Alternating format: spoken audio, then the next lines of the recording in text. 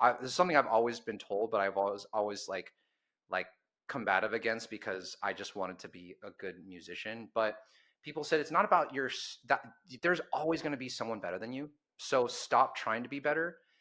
Your superpower is who you are. And what sets you apart is the fact that you are you and no one else is. This is Rob Ruckus. Hey, this is Kate Clover. Hey guys, it's Nick Collins here from The Effect and Better Strangers. Hi, my name is Madeline Rose. Hey, it's Ben McKelvey. It's Tim Howard here from Mike and the Mechanics. Hello, I'm Amanda Lehman. I'm Billy Harvey. What's going on, everybody? I'm Casey Sampson from the band Twist Stop. Hey, it's Tony from Fastball. Hello, everybody. My name is Isaiah Mitchell. Hey guys, it's Matt here from the White Lakes. You're listening to Almost Famous Magazine. Come join us for this interview. Check it out, Almost Famous Magazine. Welcome back to The Hang, everybody, right here on Almost Famous Magazine. We really appreciate you joining us for these hangs. It's just our opportunity to sit and just really kind of chill with creatives, artists, musicians, actors, comedians, people who are being creative and really kind of like immortalize and learn who they really are. Let's get beyond the surface. So today we have someone truly exciting. He's got a great story, and I'm thrilled he's going to be able to tell it to you today. And I've got some really good questions. So Bo Baskoro is with us today. Now, he recently has a new single called Tongue Tied. I love it. I've listened to it. It is now out. It just came out recently, so we're a little bit behind on getting the promotion done, but we're going to talk about it anyway because you know what? One more listener, one more purchaser. It's all good. Bo's an Indonesian-American artist. He's an actor, a model, and we'll talk about this, mental health advocate. He's from the Pacific Northwest, but now he's like hanging in LA. Where with all the hot, sexy people. So welcome, Bo. Thanks for joining us. Thank you. Yeah, I am. I've accepted that I am now an LA2 in a world of tens, and there are so many hot, sexy people here. Very well said. Yeah. Well, I'll tell you this. I can just by looking at you. You haven't had the surgery yet, so just stay natural, man. Stay natural. If it means that you know, over time you graduate to a 4 or 5, but those 10s, once you get that 10, that after a few years, that surgery, you either have more or you go downhill. So stay true to yourself. Good idea. Good idea. So, hey, Bo, I'm thrilled to have you here, and we're going to talk about the new single pretty soon because I really love the message. But the way we start these out, because I'm always kind of curious. Everybody has a different story, right? Some things fall into your life. Some things you stumble upon in your life. How did you get into creating music? Like, did it find you and move you in that direction, or did you find music somehow? And how'd that relationship start? I'm so happy about that specific question because the way that you articulated that, because I feel like it was an interesting thing for me. Because music was not my original path. Originally, I was training to be a martial arts instructor, and right, I know, and not a bad plan B. Not a bad plan B.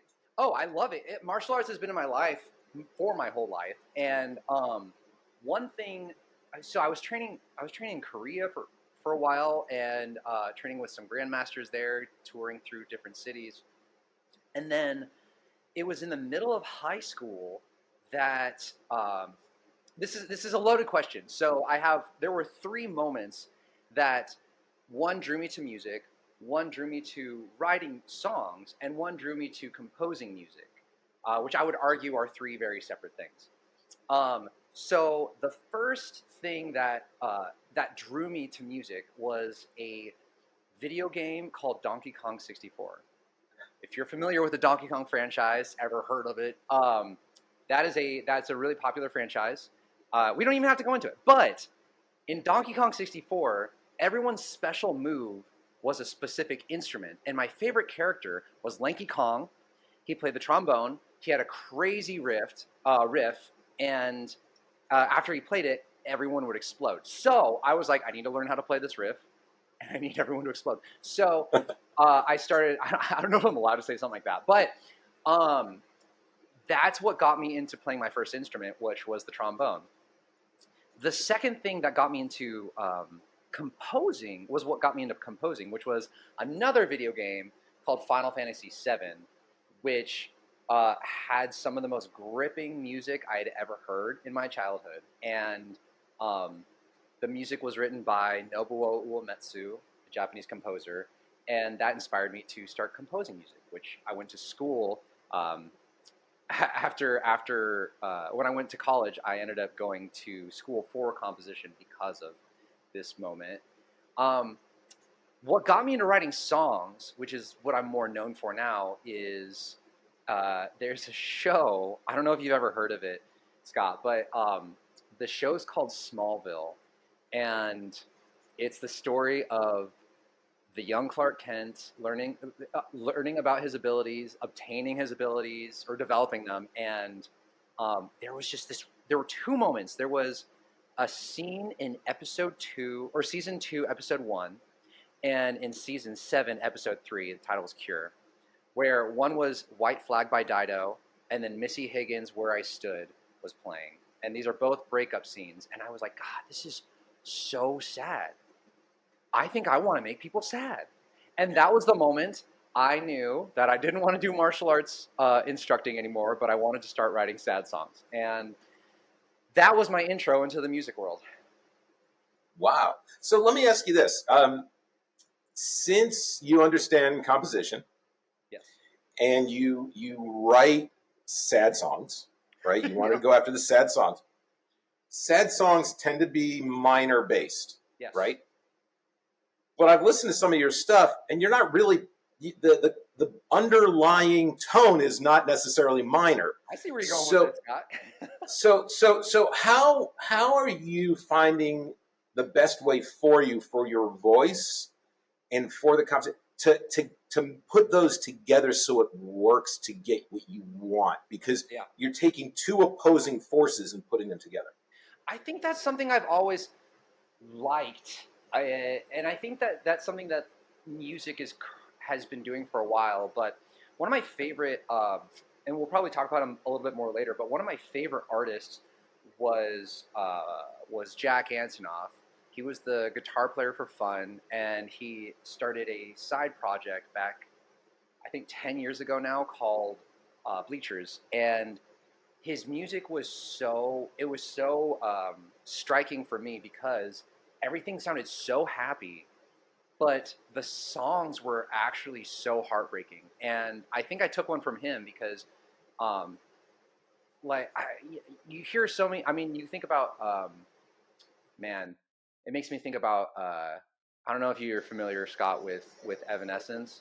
There's a band back in the day, Evanescence, and that music is sad. That is sad music, and it's sonically sad. And I used to sit in the bus, head against the window, listening to that sad music and feeling sad.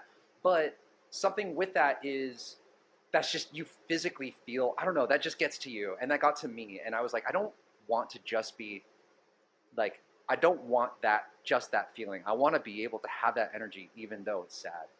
And so to answer your question, or what I think I understand is your question, is I think that I learned how to be I learned how to be honest.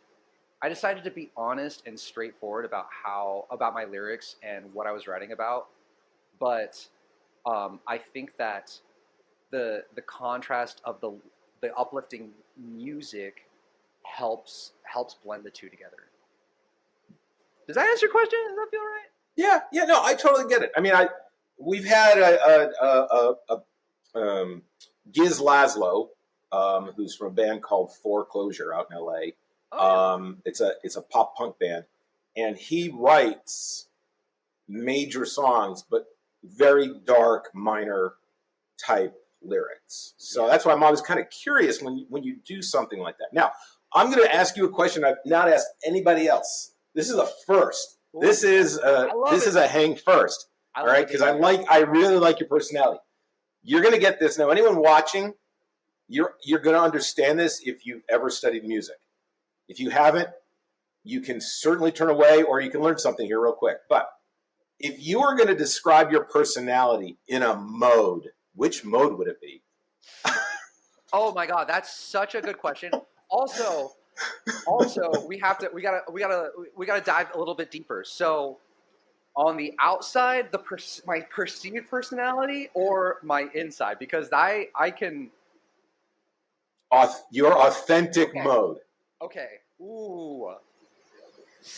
God with. Okay, hold on. Let's go through this. So we have Ionian, Dorian, Phrygian. Wait, Ionian, Dorian, Mixolydian, Locrian, Phrygian, and Aeolian. Did I already say Aeolian?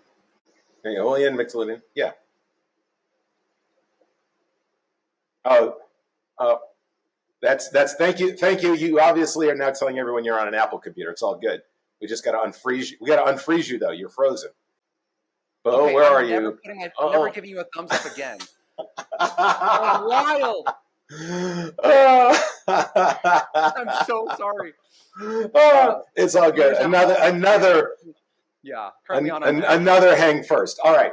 So your authentic mode. What would it be?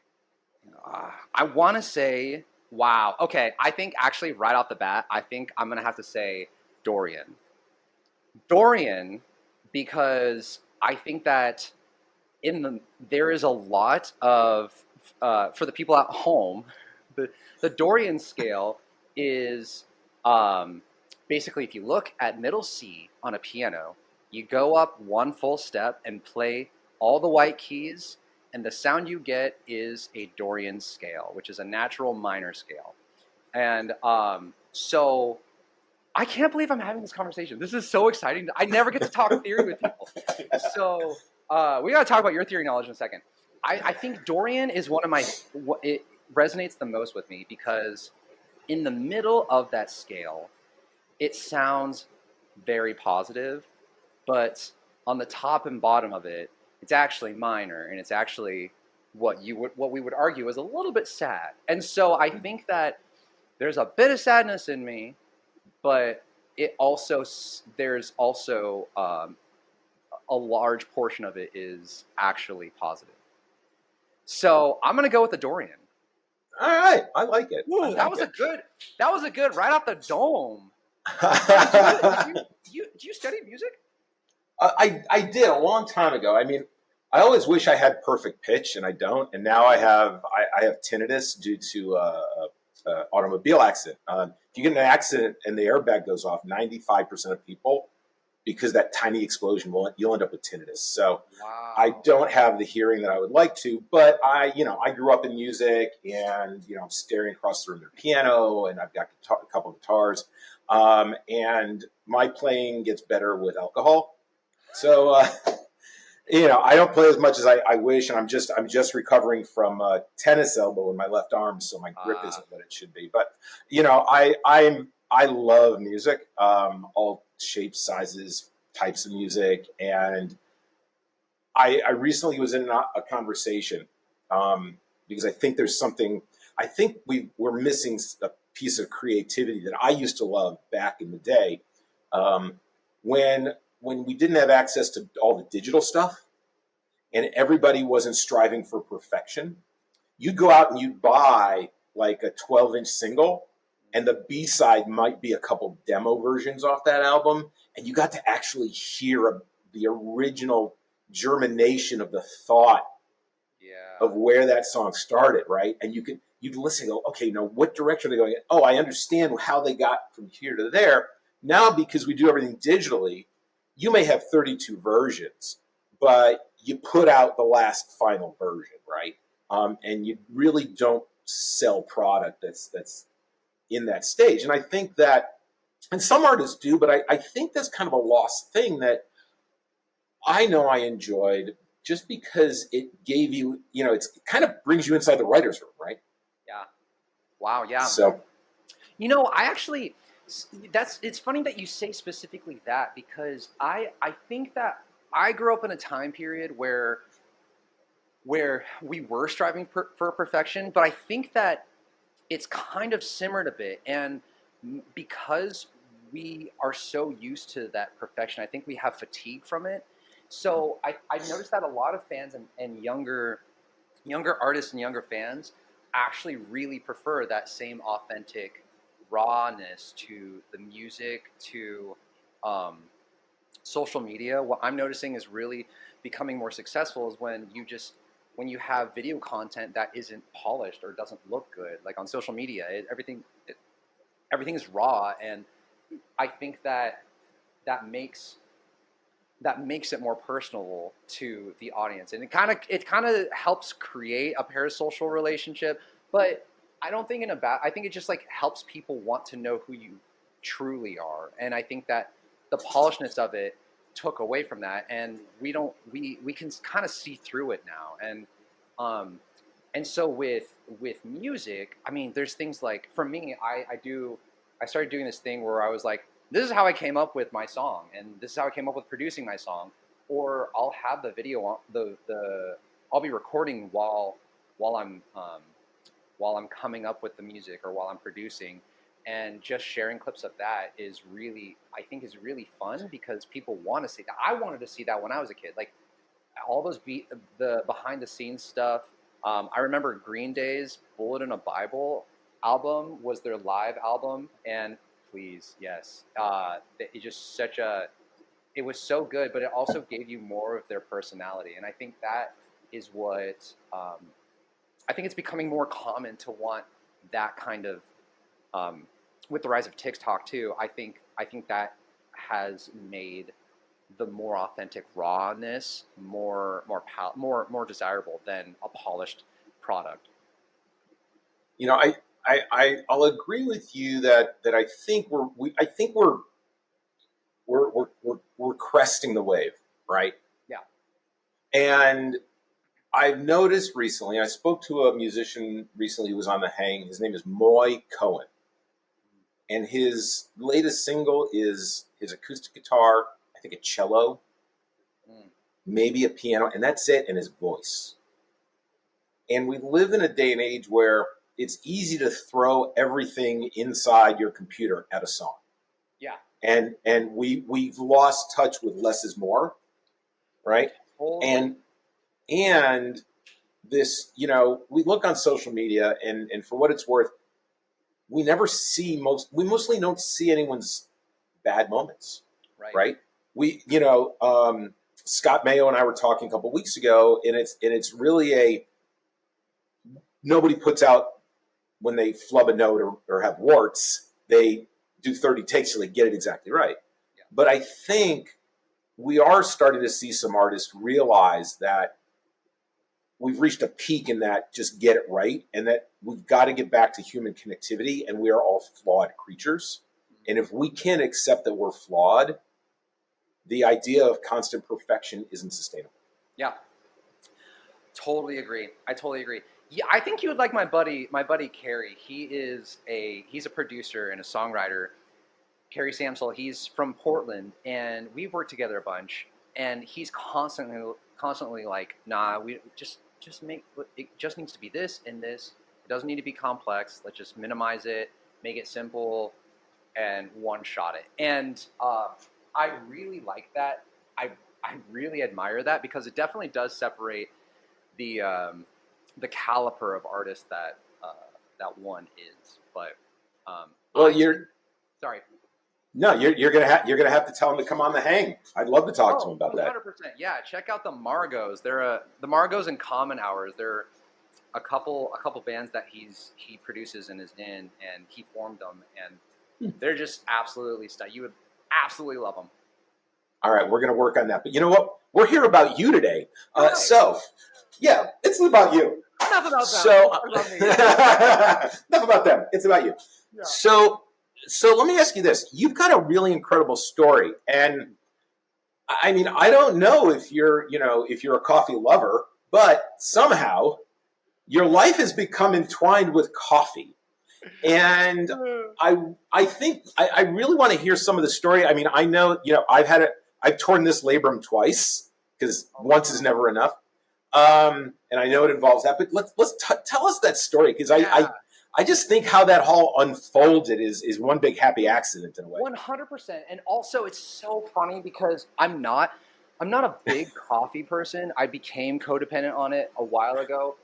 I didn't start drinking coffee until I was way older, and the only reason I did was because um, I had moved to California for a little bit, and I would work at this coffee shop, but I didn't know what to order, and I wanted to work there, but sometimes you need to order something to work there, like to do whatever, to hang out there. And so these people found out through conversation that I'm from Portland. They were like, "Oh, you're from Portland? Oh, so you know coffee?" I'm like, "Yeah, yeah, I do." And they're like, "Oh, so you know like Stumptown and stuff?" I'm like, "I do. I know that. Yeah, that's what I know." And so then I called my girlfriend at the time. I'm like, "Hey, you need to tell me what do I say? What are coffee things to say?" She's like, "Just tell them single origin. They'll love you for life." So I go, "Hey, so what's like your single origin?" And they're like, "Oh, I'm so happy you asked. We actually have this one from Indonesia, and it's this." I'm like, "Okay, cool. I'll have a single origin." They're like, "Yeah, but a single origin what?" I'm like, "Coffee." They're like, "Okay." I'm like, why don't you just give me your recommendation?" So they make me a cappuccino, and the guy is like serving it on a coaster, and the sauce, you can hear the saucer and the cup shaking because of how nervous he was. He goes, I put I did a latte art, but if it's not good, just let me know and I can make you another one." And I'm like, "Thanks, man. I don't know what I'm supposed to be judging right now." So ever since then, I started drinking coffee for like the aesthetic or the vibe of it. But it was never like that for me. And so to your point, coffee has suddenly become such a part of my life, or such a big influence for big life moments for me. Well, I'm gonna just, before you tell the story though, the whole Maxwell story, and you just said you asked your girlfriend what are coffee things to say. Yeah, dude, what a great title for a song. What are coffee things to say? Yeah. What are coffee things to say? Totally, I love that. Ooh, look at us. Look at had a conversation. Art writes itself. Yeah. So, well, basically, reeling it, or okay. So I'm gonna try to like bullet point it, but hitting every single point. So back in 2012, I started getting this pain in my hip where every step I took was excruciating. And I didn't know what it was, and it gave me a lot of fatigue, and it kind of just like took my life away because I couldn't do all the active things I was doing. So I was still doing martial arts, I was running, I was into fitness and stuff. And so that happened I'd been seeing, talking to different specialists for 12, 13, 14, 15, 16, 5 years. I saw about 13 different specialists, and all of them were like, "We don't know, maybe it's fibromyalgia." I'm like, "Oh, what?" Because it was starting to affect my whole body, because when one part of your body is in pain, the rest of your body compensates and you start developing all the stuff. And so finally I met a doctor, Kevin Murphy, my hero. He was a sports doctor, and I was explaining everything. He goes, "Oh, that sounds like a labrum tear." I'm in his office for like 5 minutes. He goes, "Oh, it's a labrum tear." I'm like, "What?" He goes, "Lay on your back." He does some stuff. I'm like, "That hurts." He goes, "It's a labrum tear." So we do a scan, and we do some imagery, and we see that there was a tumor where that on my hip, and that had allegedly had something. It had made that part of my hip really weak, and that's what tore my labrum. So, flash forward, I had surgery. I couldn't keep making money because at that time I was a server and a bartender, and so you need to be walking a lot. I couldn't keep making money because I couldn't be working, so I couldn't stay in the house I was living in with my roommates. They kicked me out. So my mom was gracious enough to let me stay in her house, in her 1-bedroom house. That she was also just newly married. And she had a walk-in closet in her living room. And I was like, "Okay, this is where I live." And so 6 months-ish later, I started being able to walk and then run, and I started getting in shape again. And I had started doing some modeling work and some acting work, and this company had hired me for this commercial, whatever. And my call time was really early, so I just like was really chatty with everyone because I didn't have to shoot until way later. Got to know the production team. Long story short, with that, the production team got wind of my story, called me afterwards, and said, "Hey, we're doing this campaign for this rebrand of this company that's looking for a story that's inspiring about people who are pursuing their aspirations, but are also really limited because of things that have happened to in their lives. And you live in a closet." So, that company had turned out to be a company called Maxwell House Coffee, which I had never heard at that point. That company, they were documenting me for a couple weeks, and they also flew me to California, Los Angeles, where I ended up recording with the president of the Recording Academy at the time, but now he is the head of the Grammys, Harvey Mason Jr. Him and I ended up working together for a song that I wrote that we did for Maxwell House for this rebrand. So the crazy thing about that, I don't know how deep you want me to go into this. I've been talking for a while. The crazy thing about that is, you might have heard me say that my mom has just recently married. I have not known my dad. I grew up without a dad, and never needed it. Didn't know him, didn't need him, didn't know I needed him. You don't know what you have if you have never had it. So, so I get a message on Facebook from someone with the most interesting name, and they said, "Hi, are you the son of Baskoro?" Which, that is my last name, but that is my dad's name. And so with that, long story short, turns out that they're my cousins, and they saw me on the Maxwell House Coffee commercial that happened to have aired in Indonesia. So I'm blown. I've never had any kind of connection or relationship with my family in Indonesia. So we started getting to know each other. It's so exciting. We spent the year getting to know each other. Finally, I was making some decent money, so I decided to book a flight to go meet my family. Did not know or plan to meet my dad.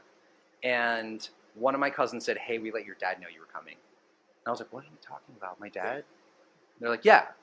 I'm like, "Don't me. Like, I'm supposed to expect that he even knows any of this, or that I'm alive, or that he's alive. I shouldn't know this." So, when I get to Indonesia, I meet my dad for the first time. And that has been one of the most greatest experiences of my life, because he turns out to be one of the greatest people I've ever met, which was an incredible experience, so life-changing. And it's just like suddenly you feel this completeness in you. And I count myself really lucky because of that. And that is all because of a labrum tear that got me onto a commercial for coffee. That's incredible. I mean, that's a great story. No, that's a great story. I mean, I think, listening to it, I try and, I've had my fair share of like, I've had this done twice. I've got, I got scars. Well, if you live a good life, you end up with scars, right? For one reason or another. But how you overcome that, and then you repair yourself, and you continue to move forward, as opposed to choosing to become a sedentary creature, right? Yeah. Because many do. Look, I mean, people who have heart patients, people who, people who you have a choice, and I love the fact that you took the choice to say, you know what, this thing's holding me back. And I know what kind of pain that is. I mean, I had it in my shoulder, but I know exactly what you went through. And that uneasy, you just feel uneasy in your entire body because it's so out of whack. Yeah, it's like the compensation and the pain. Oh yeah, the pain in your muscles and the fatigue and all this stuff. but yet you made the choice to say, okay, I've addressed it. I finally got a doctor to tell me what it is. I have the surgery. I got to go through some adversity, but once that adversity is done, it's full steam ahead. You made the choice to not be a victim of what happened to you, and look where it led you, right? Because I'm a big believer that you've got to go out and live life, and you've got to take hold of all your opportunities. So I love that. It's a great story, and look at the opportunities it allowed you to do when suddenly through that one thing those doors started open. Oh, it changed it changed the entire trajectory of my life, because suddenly, I have a double the amount of family, but also that put me on the map for music and started my whole music career, and then started building all this momentum to start getting more in creative fields, like with modeling and with acting. And it wouldn't. I believe that none of that would have happened if it wasn't for that labrum tear. I always, every time I played shows back then and started and would talk about the song that we wrote called High, I would always say, give the exposition of that story, and I always said it was the best inconvenience of my life, because that gave me the opportunities that I have always wanted. And I knew that, like, when as a grown adult are you able to be forced to just stop and reassess your life and be able to invest time into things you didn't have time for before? I will tell you, and we're going to talk about tongue-tied, everybody, at some point, but we're going to jump ahead because this totally forgot about that. Wait a minute. Again, this is about you. This is about your song. You forgot, and I'm the one. I'm the one who's hosting this. Having a good conversation gets me going. I completely agree with you. I had a car accident on, of all days, 10-10-10. So at least after having a closed head injury, I only need to I need to remember one number. I just have to repeat it 3 times. Yeah. The problem was part of that with a closed head injury. I lost a fair amount of what was once a rather verbose vocabulary. And for what it was worth, I got down to like 4-letter words, right? And for a couple of years, as I'm learning my vocabulary and I'm getting frustrated, I get stuck. Like, I could know your name, but I couldn't say it, right? Yeah. And when that would happen, people were like, do you have Tourette syndrome? And I'm like, no. But I would stutter, and I'd try to spit it out and get to, and I'd get really frustrated and aggravated. Now, Tourette's has played a role in your life, and you have found ways to, again, find ways to overcome things. And this is the most odd segue we've just made, since we were going to talk about your song. But hey, let's hit on that, and then we're going to actually talk about your music. So everybody watching, keep us on point. The next thing that we talk about after this better be on. You guys are here to learn more about me, okay? I'm not just a song man. So, because you're also an advocate for Tourette. So talk about that, and then maybe we'll hit on music. I don't know why we're here. If we have time for it, it's fine. But I remember. So I got diagnosed with Tourette's in 2018. That doesn't mean I developed it in 2018. When I got diagnosed with Tourette's, depression, and anxiety, and ADHD and OCD. ADHD, OCD, and depression kind of are like the triforce of mental health things. One triggers the other. And so there was that, and then my OCD develops contributes to my anxiety, which then creates exacerbates my tics, my Tourette's. I remember the day that I realized that something was wrong, or because I've been doing this. I remember my first tic, and it's interesting that every few years I develop a new tic, and I remember in 2016 was the year I started realizing, like, I keep developing these things. I don't know what they are, but here comes the next one. And last year I developed a new one. And it's so interesting that, like, you know something's happening, but you don't know what it is until you're told what it is by a professional. And yeah, so with Tourette's, I was I was I was 8 years old in the library and one of my first tics um, was shouting consonants, which is such an interesting thing.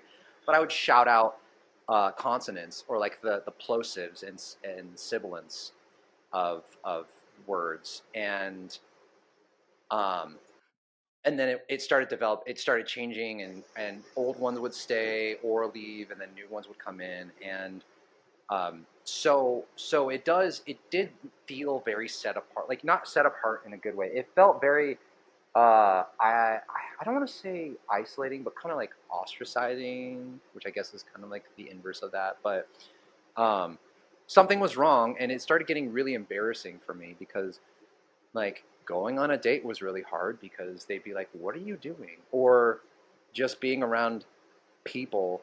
I remember there was this one instance in 2018 or 19 actually, where I kept having one of my tics, and one of my friends was like, "What is wrong with you? Why are you doing this weird thing?"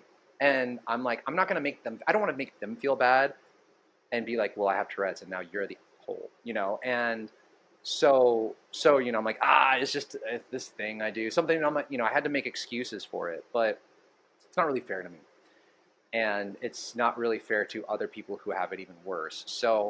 Um, so I started making it just like a part of who I am, not in a way that like this is my identity, but it's just the same thing as like people's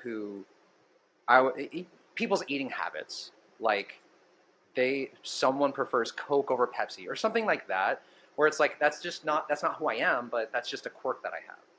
And I think that if anyone's curious about it, I'm happy to talk about it and not be weird about it, not be like I am suffering because. And I struggle a lot with it because it does put me in weird positions, or situations, but ultimately it's not anyone's fault, and so it's just treat it as such. And yeah, so I try to. It's a part of me, but it's not something that I have to use as. It's not a crutch for me, which I think that you can grasp that from the fact that like even with this surgery and stuff, I'm not using that as a crutch. I'm using it. It's just something that's happened along the way. If that makes sense. Well, yeah, it seems like it's become more of a tool than an impairment. But the fact that you're making it okay for yourself and for others that you advocate for to be like that, because we easily, as just people, tend to look at people and we don't always understand what we may see, and we categorize it unfairly. Yeah.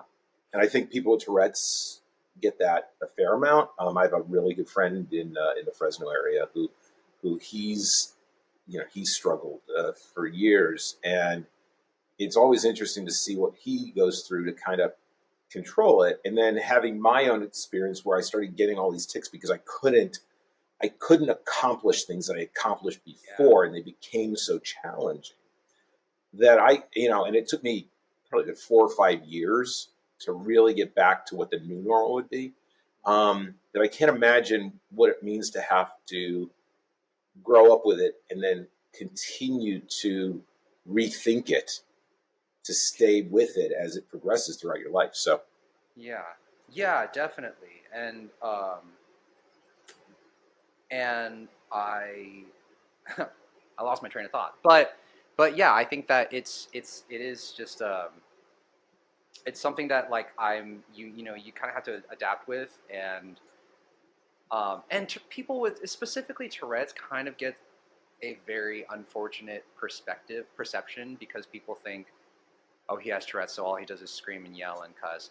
And it's funny because when people meet me and then I tell them that I have Tourette's, or it comes out that I have Tourette's, they're like, oh, I wouldn't have even known. I'm like, well, that's great, because I'm not trying to make it known. But I feel like my tics I've gotten, they're a little bit more controllable or more subtle than some of the other mostly than some of the other tics that people have. Yeah, I mean, and look, anything can exacerbate it. I mean, the when I get super tired, and oh my God, it just, I can't stop it sometimes. And even to this day, and it's been like 14 years, and if I get super tired, I lose my words. I'm like, I just thought about that this week and last week, because I realized when I was getting more tired, my body, my brain, I could just tell. It was like everything that you were holding or trying to control just doesn't have the strength to be held anymore, and you just let everything, you just drop everything. You just lose that strength or that control, and it's really fascinating. But but yeah, to your point, getting more tired and not having that control is just a wild time. Yeah. But now, you did mention something in all of that about affecting dating. So you know where I'm going with this. We've done it, everybody. We have come back to. I see you. We were on a path, and man, did we tangent. And now look, we have found the path back. Let's talk about tongue-tied. Do it, man. That was so good. That was so good. We brought it back around. And before we get into that, because that was such a good segue, and I want to honor it. But something to the point of getting diagnosed, something that's really important to me, that if anyone's listening, I think it's really important not to just self-diagnose, because that can be really dangerous.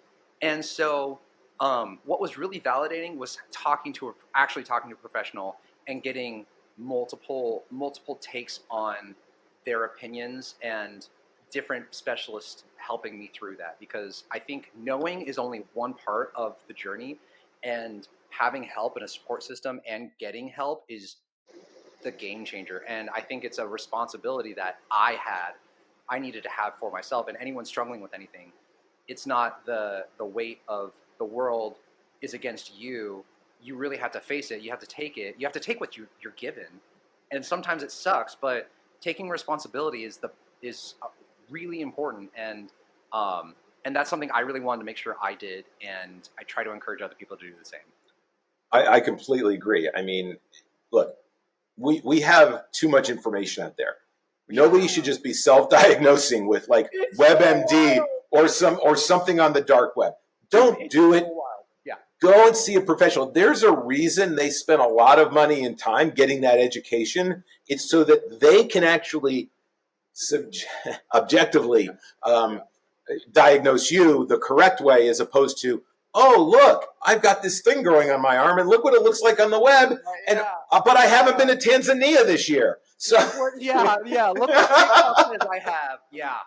Exactly. So no, definitely go out there. Doctors are good things. They're not. Don't be scared of them. But on that point, taking responsibility and bringing it back to your point, when I'm in places like a date, you gotta be navigating through all those things like Tourette's. And speaking of dating, let's talk about my song, Scott. Oh, is that why we're here? I totally forgot. What are we doing? How'd you end up on this video call? All right, so tongue-tied. Love the beat. Love the energy. Love the energy of the song. Tell us, though, the creative process of building it along with the message. Yes. Because it goes back to that whole dating thing. So tell us that story. So dating thing or lack thereof. But let's talk about the journey. So the song came from a concept of reality and a concept of truth, where I struggle to be straightforward. I struggle to know how to be in the dating world. And the reason I say that is because I grew up in a very conservative community and culture, and so dating just looked different when I was doing it, and there was a lot of standards and expectations just to date, just to take someone to coffee, and it meant even more if you're going out for a drink. So once I started getting out of that kind of like lifestyle of that culture, I didn't know how to actually navigate with dating, and it's been a struggle for a long time, and it still turns out to be true. And so this song "Tongue Tied" comes from the story of me meeting the person of my dreams and not having the guts to try to tell them. And even more, back to the fact of my Tourette's, with Tourette's, when I get really excited or my emotions, if I feel any kind of stimulation, it starts to trigger my tics. And so when I'm around this person, my tics start to trigger. So we use that as a way to I use that through that bit of honesty into the lines. And so it says, "I try to tell you, but I get tongue-tied," and it is based off of that. Look, I love it because yes, it's so true. And when I got to thinking about something in my life listening to songs, which I always try to, songs not about me, but I think it's good to be able to relate to things in music and art. I have a good friend and mentor who taught me eons ago, because although I do this stuff, my career is I'm a professional problem solver. Some people call it sales. Some people call it sales. I just solve problems. But taught me, if you don't ASK, you don't GET. Mm. And that was such a lesson that helped me get over anxiety of the idea that if I've met this person, I may get one shot. And if I don't ask, I'll never know. Right. And that helped me. Totally. And actually, I've been thinking about that this week too, because ever since I just recently moved to LA a few months ago, and the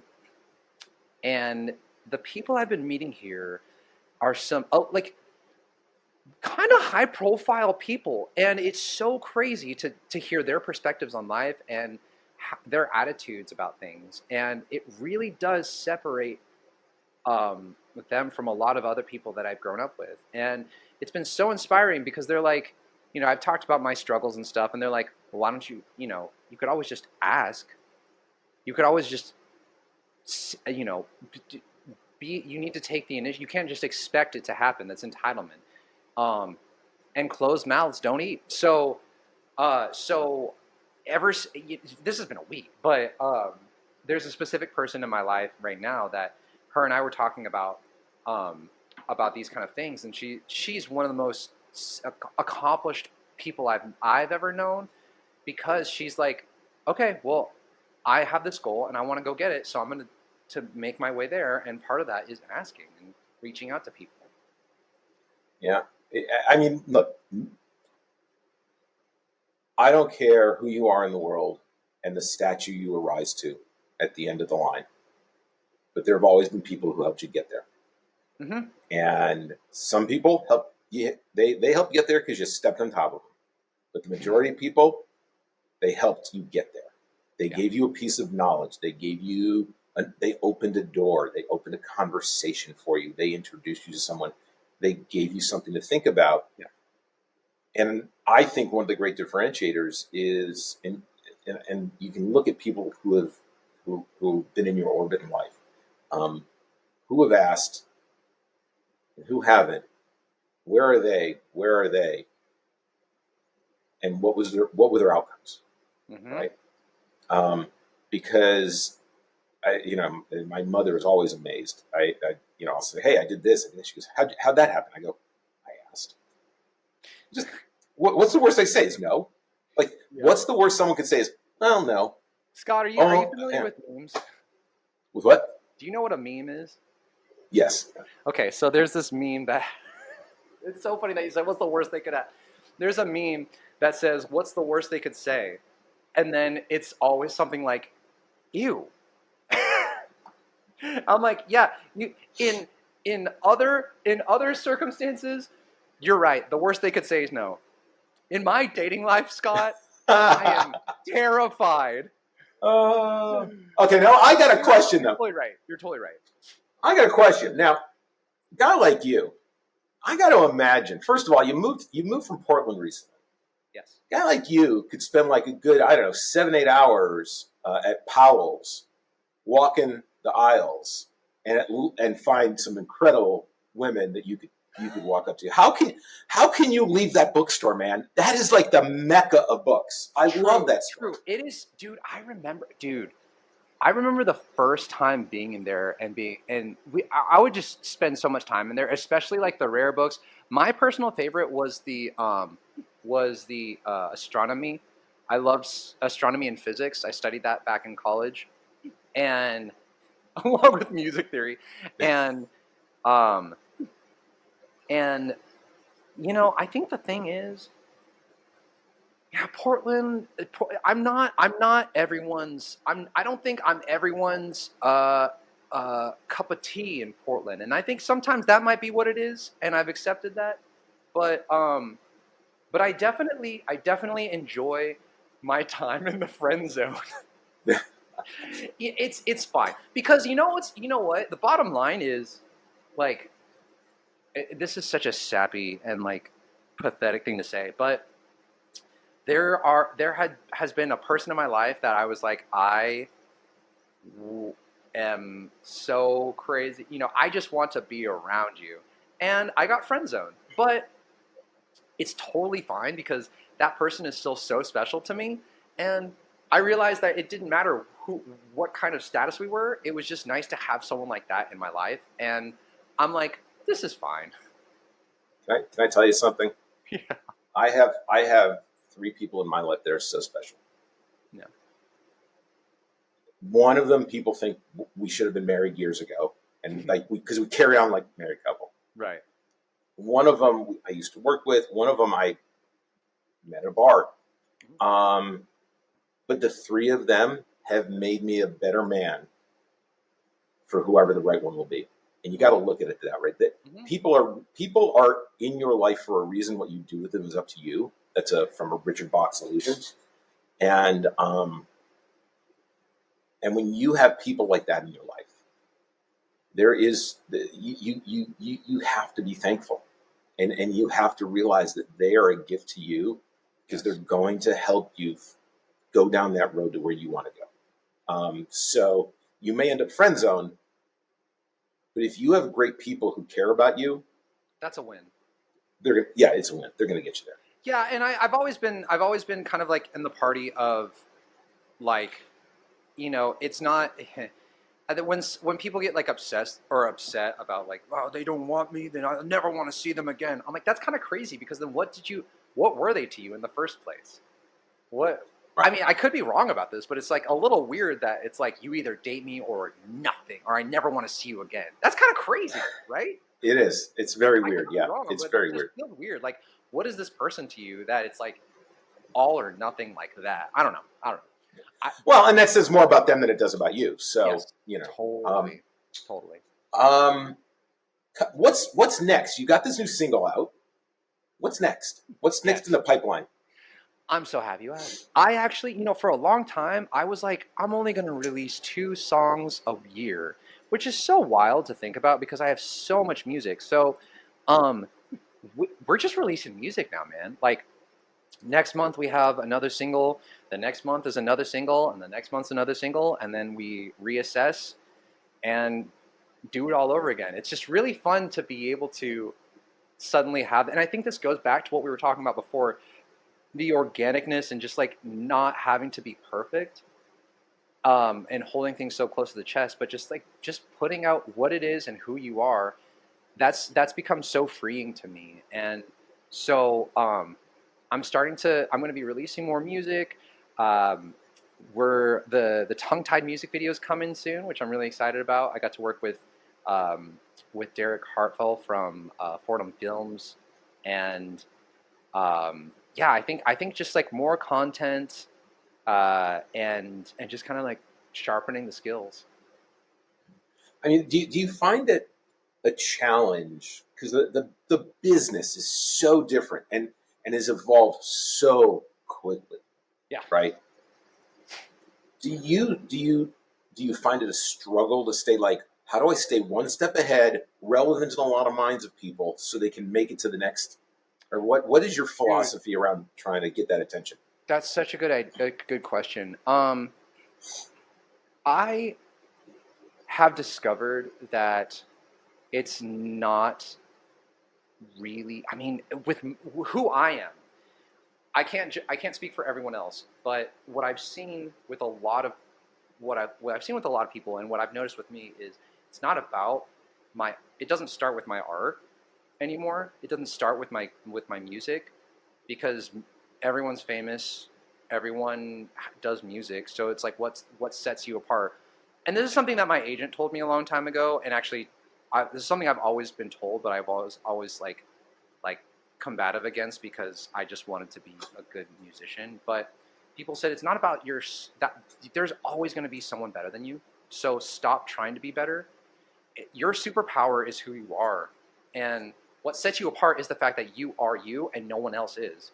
And so what I've noticed has built my following has been built on people actually knowing who I am, which, back again to what we were talking about earlier, the more authentic your art is, or just who you are on the internet too, like the content you make, the more authentic it is and the more it is to your personality, rather than trying to just go viral. It's I mean, to each his own, and that's just not the goal for me. But I've realized that I've built my following off of my personality, my character, and the things that I'm actually into, and not just I wrote a song.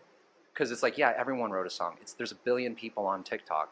Everyone's doing music here. So like, who are you though? That's like what people want, and that's why I think this time period is so great for music and content, because we don't want to see the polished stuff anymore. We want to see just who you are, and not this like, hey, I've released this new song and here's a polished music video. And it's like, yeah, literally just show us BTS and we're happy. That being said, music videos are so much fun, and it's just entertaining in general. So there's always like a place for that. But I think that what's set me apart has been just my personality and being true to who I am, which I'm still trying to figure out. But it's fun, man. It's fun that I have the freedom now to do that. I think that's great. What you're saying reminds me of I don't know if you ever listen to Ben Folds or not, but he's got this B-side. There's always someone cooler than you. Oh, you ever heard that song? There's always someone cooler than you. I mean, that was like 2005, wasn't it? Something like that, yeah. 2005. But there's always somebody cooler than you, and it's you've got. I think when you reach that level and realize that there's always going to be someone cooler, someone doing something else, and you just go out, whether people love you or hate you, be you, and give them what you are. It's so much easier than fabricating who you think they want to see. Dude, that's so true. And something that I've been trying to work on right now is being okay with people not liking me, because it's so right now it's like it's a challenge for people that I know in my groups. When someone says I don't like you, they're like, oh, what? And it's like, it's okay, because I don't like someone's music, certain people's music. That doesn't mean I don't like them as a person or whatever, or I like someone's music but I don't like them as people. It's fine. I can still respect them. You can still respect someone, but not being liked used to be so imperative or so like crucial to me, and now it's freeing, because it's allowing me to be myself. Yeah. No, I think you have to. I think you have to evolve to that. I think because it's easy to get hung up in what people think. Yeah. And you know what? I've led a life where if you don't like what I've got to bring, it's you. It's not me. It's okay. It's not me. It's you. It's okay. Yeah, it's okay. We don't have to fill these spaces in one another's lives. Yeah. It doesn't have to be a bad thing. It's fine. Yeah. Yeah. And it says something about being able to get to that point in your life to say that. Yeah. Because it's not always the easiest resolution. Easy as a kid, though. When you were a kid, you're like, I don't care if you don't like me or not. I straight up don't like you. It's like, okay. But then you get older and you start liking having crushes and stuff, and you're like, everybody used to like me. I think the failing point is when we were young, it was before we knew there was gravity. Because gravity brings everything down. Yeah. So Well, there you go. There's another song title. Gravity Brings Everything Down. Brings you down. Yeah. So before we go, first of all, everybody, this has been a lot of fun. This is probably we got to be goofy and just really kind of just be us, and we never met before, so this was not dude. I got to come out to LA and hang with you. Nice and easy, dude. Yeah, let's kick it for sure. I'm so Everybody, you know my sentiment on this. Please go buy his music. He's got these singles out. Go buy him. Support him. Okay. It's not easy living in LA. And when he goes to the bookstore, he's going to want to buy some books. So support him, buy his music. He's on Spotify, but that's kind of like, a sampling. Fall in love with it and go buy his music. That being said, Bo, who are some artists, big or small, doesn't matter, that it's kind of your ear candy right now that you're listening to that you're really digging? I like to share. Okay. So that's such a good question. I've got okay. I'm gonna keep it simple. One artist I listen to right now is his name is Grant Borland, and he's a trailer composer. So he makes music for trailers. I'm really into the composer in me. I really like his work. I really look up to him because of that. And Jack Antonoff's always going to be one of my biggest inspirations. My ear candy currently as well right now is actually funny. There's this artist I listen to. Her name is Girl House. And what's funny about this is I didn't know who it was at first, and then I realized it's my old high school sweetheart from I would not have guessed that. I'm just like scrolling through music and I'm hearing the song, I'm like, oh, this is great. I look up who it is, and it's her, and I'm like, no freaking way! It's so good. It's so good.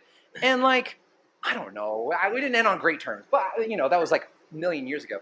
But I'm like so excited and so proud of her and so impressed with how much she's accomplished. And hearing her music is just so satisfying. It's so good. That's awesome. So, yeah. That's awesome. I almost forgot one that I usually ask, and this is a special one because sometimes people watch this and magical things happen. If you were able for one day to get into a studio and create with one other musician, who would it be? Jack and why? Antonoff. Jack Antonoff, hands down. He is right now. He's kind of running the music industry. When I've always wanted to work with him, and actually, the Maxwell House thing, they asked me if there was someone I would want to work with, and I said him. But he is such a brilliant, creative brain, and he does these very odd, weird, these unconventional ear candy moments, and the way he produces is so interesting, and I always call it glitchy, but he's what's inspired a lot of my music, and to be able to work with him would be just an absolute dream. I respect him so much, and now he's doing, it's cool to see where he's come from, and now he's doing music for Lana Del Rey, Taylor Swift, Lorde, and a million other people, and he's just really running the show, and I'm just really happy to have been in his corner. Well, for any of us any of you who are out there watching us hang and have stuck with it this long, and Jack, make the connection. Hit him up. Tell him about Bo. Bo, this has been fantastic. I really enjoyed this. We will definitely do this again at some point as you continue to create in your career and build it and grow it. Everybody go out, purchase his music. Follow him on his socials. We're going to have all that posted here in the description. We're going to have everything you need to know. Please subscribe, share this, and leave messages because we'll make sure that Bo gets them. So, Bo, thank you. It's been a great pleasure. I really appreciate it. Yeah, man. Thanks for kicking it with me. Yeah, thanks for making this my day. This has been a lot of fun, and we'll do it again. All right, take it easy, dude. All right, man. Bye.